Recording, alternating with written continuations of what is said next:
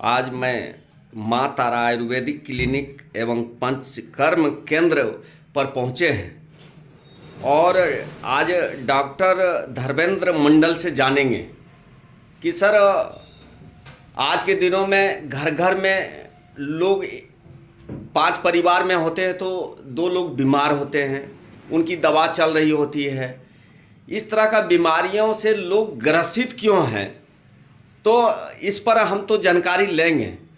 इसलिए जानकारी ले रहे हैं कि अपने को भी खुद लाभ हो और आप सब तक लाभ पहुँचे। तो इस बात को लेकर डॉक्टर साहब से पूछ रहे हैं, तो आइए इनसे जानते हैं। नमस्कार, मेरा नाम डॉक्टर धर्मेंद्र मंडल, मैं एमडी आयुर्वेद।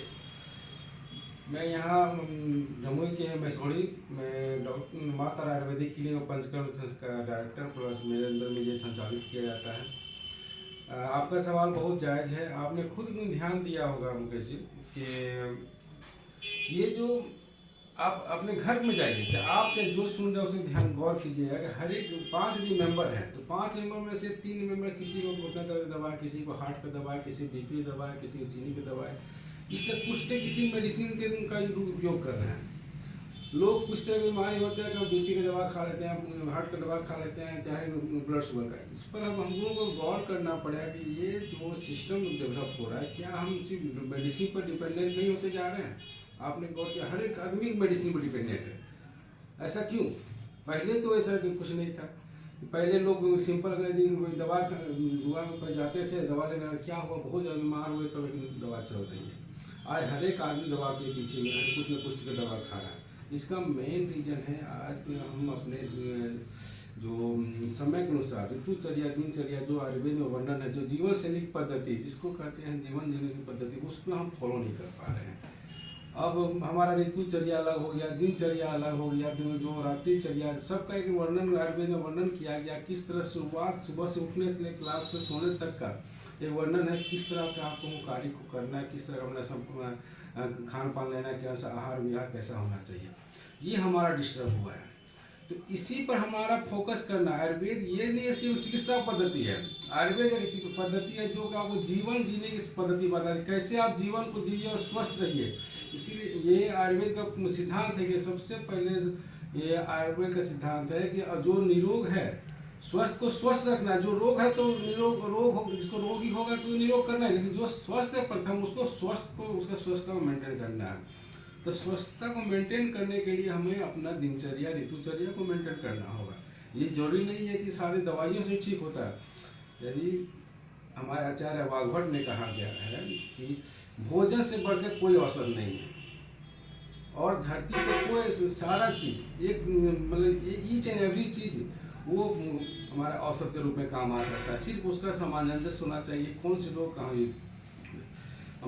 हमारे इस विषय में ज़्यादा फोकस करना चाहूँगा कि जैसे लेक चलिए कि हमारे अग्नि खान पान को लोग चलिए, तो मेनली कॉन्सेप्ट क्या होता है कि अग्नि पेट के। आपने कहीं ध्यान दिया होगा कि पहले अभी कुकर में खाना बनता है तो कोई बात नहीं, लेकिन पहले ज़माना में चावल जब बनता था तो जब तक का चावल का अधन नहीं गर्म होता चावल नहीं डाला जाता है, तभी जाकर वो चावल बढ़िया बनता। नहीं मतलब अधन नहीं जब तक गर्म उसी पर डाल दे चावल खराब। उसी कॉन्सेप्ट को अपने अंदर लिखिए। जब तक आपकी पेट की जठराग्नि प्रदीप्त नहीं होती है तब तक भोजन ग्रहण नहीं कीजिए। ये नहीं कि टाइम तक लोग 7 बजे या 7 बजे खा लेना है, 11 बजे खा लेना, 1 बज गया वो खाना खाना। आपकी जठराग्नि प्रदीप्त हुई तब मतलब पेट की अग्नि प्रदीप्त होगी तभी आप भोजन ग्रहण कीजिए, तभी जाकर आपकी वो जो आप खाना खा रहे हो उसका सही से पाचन हो पाएगा। हमारे शरीर में 13 प्रकार की अग्नियाँ पाई जाती है। पहला सबसे मुख्य अग्नि है जठराग्नि, उसके बाद 7 धातवाग्नि, 5 भूताग्नि। धातवाग्नि इसलिए कॉन्सेप्ट में जैसे हम खाना खाते हैं तो हमारे शरीर में 7 धातु कॉन्सेप्ट है, रस रक्त मांस मेद अस्थि मज्जा शुक्र। ये 7 धातुओं में कन्वर्ट होता है। ये 7 धातु जब पचेंगे तब जाकर वो भूताग्नि में जाएगी। भूताग्नि मतलब हर एक धरती पर हर एक पृथ्वी में पर जो भी कागज से लेकर पेड़ पौधा और एनिमल सब में सब 5 धातु से मिलकर महाभूत मिलकर बनाते हैं। मध्य उसे पृथ्वी जल अग्नि वायु आकाश, ये 5 महाभूत हैं, जो कि अंतिम फॉर्म, लास्ट फॉर्म ऑफ किसी भी एनर्जी का, परमाणु लेवल पर चाहिए तो वो। इसलिए जब भी हम कोई खाना खाते हैं तो वो जठराग्नि में पाचन होता है। जठराग्नि में वो धात्वाग्नि जो होती है उस भोजन को धात्वाग्नि तक पहुंचाती है। धात्वाग्नि तक पहुंचने पर तब जाकर वो महाभूत के लेवल पर आकर तब जाके वो जाकर आपको भोजन आपके शरीर में लगता है। तो ये लंबा प्रोसेस है। तो इसके लिए आपको सबसे शुरुआती चीज जठराग्नि, और जठराग्नि का प्रदीप्त होना, जठराग्नि का स्वस्थ होना बहुत जरूरी है। आज के डेट में जठराग्नि जिसकी मजबूत है, कहा जाता है जिसका भोजन पच गया वो स्वस्थ है। आज मैक्सिमम बीमारियां लेकर चलिए, संधिवात, आमवात, डायबिटीज, थायराइड, ब्लड प्रेशर, जो भी बीमारियां, सारे का स्रोत है जठराग्नि। जठराग्नि जिसकी प्रदीप्त नहीं है, प्रदीप्त नहीं होने का जो खाना हम खा रहे हैं वो खाना अनपचा रह रहा है। वो अनपचा खाना एज ए टॉक्सिक, जिसको कहते हैं आयुर्वेदिक भाषा में आम का निर्माण होता है। वही आम जो अनपचा खाना हमारे बॉडी में चारों तरफ फैल कर हर एक ज्वाइंट्स में जमा होता है, जो कि रोमेटिक अर्थराइटिस का काउज करता है। यही हमारा चिकित्सा सिद्धांत भी है। जैसे भी कोई पेशेंट हमारा आम बात खाता है, सबसे पहले हम लोग दीपन औषधि देते हैं। सबसे पहले उसके अंदर जो अनपचा खाना बचा हुआ है, जो भी अनडाइजेस्टेड मटेरियल टॉक्सिक्स है, उसको पहले पचा सही से बाहर निकाला जाता है। इस जैसे सही से बाहर निकालेगा अपने आप वो ज्वाइंट्स निकलेगा, जगह खाली होगा, वो रिलैक्स होगा। वही अनडाइजेस्टेड मटेरियल आज के डेट में हमारा कोलेस्ट्रॉल जो कह रहा है कि सबका कोलेस्ट्रॉल बढ़ गया। कोलेस्ट्रॉल क्या है? पहले कोलेस्ट्रॉल नहीं बढ़ना था, अनडाइजेस्ट। ये आप खाना खाते हैं तुरंत सो जाते हैं आप। अरे भैया, जब आप सो गए तो आप खाना चिपका के मतलब खाना पचाने का पेट का रखा है, आपको कुछ नहीं करना है। आप खाना खा के 1000 कदम टहलिएगा तब ना एक्टिविटी रहेगा।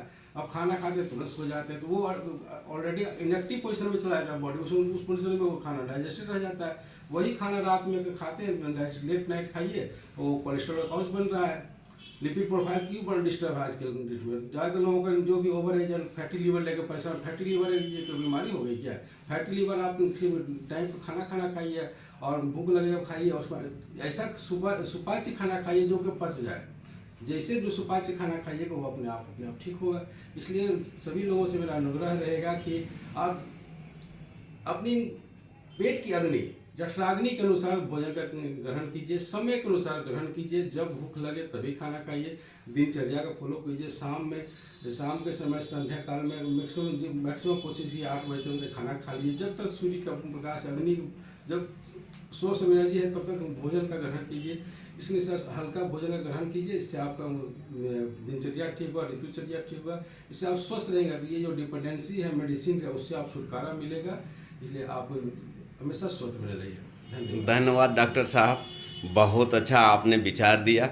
और इस तरह से दिनचर्या अगर हम लोग सभी लोग चेंज कर लें, बदल लें और आपके हिसाब से चलें तो जीवन अच्छा जी सकते हैं लोग, और सुखी रह सकते हैं, खुशहाल रह सकते हैं, स्वस्थ रह सकते हैं। धन्यवाद।